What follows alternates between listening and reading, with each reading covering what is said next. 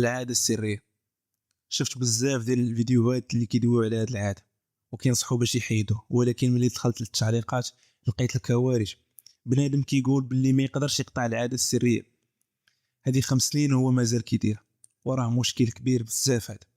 صاحبي، واش انت العام اللي دخلت تلقى راسك باقي كديرها؟ راه عيب وحشوم، راه كتضيع على راسك بزاف ديال الحوايج اللي كنتي تقدر ديرهم وتنجح في حياتك.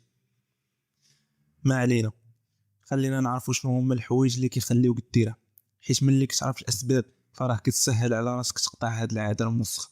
وقبل ما نبداو بغيت نوجه واحد الرساله لدوك اللي كيقولوا صافي ملي غادي تدخل 2024 غادي نقطع العاده السريه. خويا، غير بلا ما تعيي راسك وتفرج في هذا الفيديو، الا ما كانش عندك العزيمه تقطعها في هذه اللحظه اللي انت كتفرج فيها في الفيديو، غير سير في حالتك. المهم نبداو. راه من الاسباب اللي كتخليك دير هذه العاده هو انه فين ما بانت لك شي حاجه اباحيه كتبقى تشوف فيها. لا صاد، ما عمرك توقف على شي حاجه تشوف فيها. راك اقسم بالله العلي العظيم، فراه ملي ما كتبقاش تشوف في البنات وفي الاباحيه فراه كتكون حيدتي عليك 80% ديال انك تمشي تمارس هاد العاده. وثاني حاجه هو انه الدراري ديال هاد الوقت نهار كامل هو ساد على راسو في البيت وشاد التليفون، فراه شنو كتسنى من واحد ساد على راسو غادي يدير؟ لا خويا العزيز، فراه الا ما كان عندك 100 دار كاع وكتبقى غير جالس في الدار، متحافظ غير على صلاتك في الجامع، فراه هنا على الاقل غتبقى تخرج كل 5 المرات في النهار. ونوض نعاون غير الوالد ديالك ولا اختك، نوض تحرك، ما تكونش معكازه الصاد. والسبب الثالث هو انه ما عندكش هدف في الحياه اخويا، غير عايش وصافي، وهذا الشيء هو اللي كيخليك تنغمس وسط الشهوات ديالك.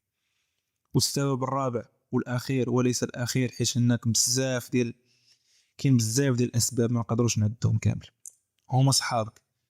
وماشي كاع الصحاب، راك عارفني على من داوي، فحاول تبعد عليهم ودير ان اوبجيكتيف في دماغك وخدم عليه كل نهار، والله غادي يسهل عليك.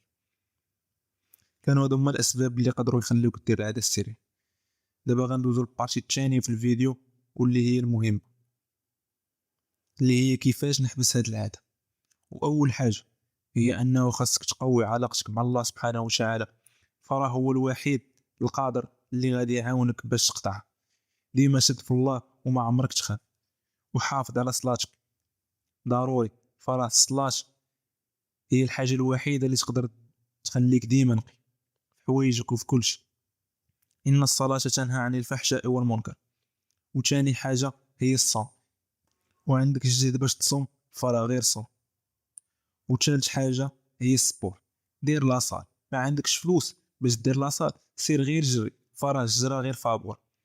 واخر حاجه غنقولها لدوك الناس اللي ميسر لهم الله ولا والديهم لاباس عليهم، الا كنتي قادر تزوج غير سير تزوج قبل ما يفوت عليك الحال وتلقى راسك غارق في هاد العاده الرذيله، وتضيع على راسك بزاف د الحوايج في صحتك وفي ولادك لا قدر الله.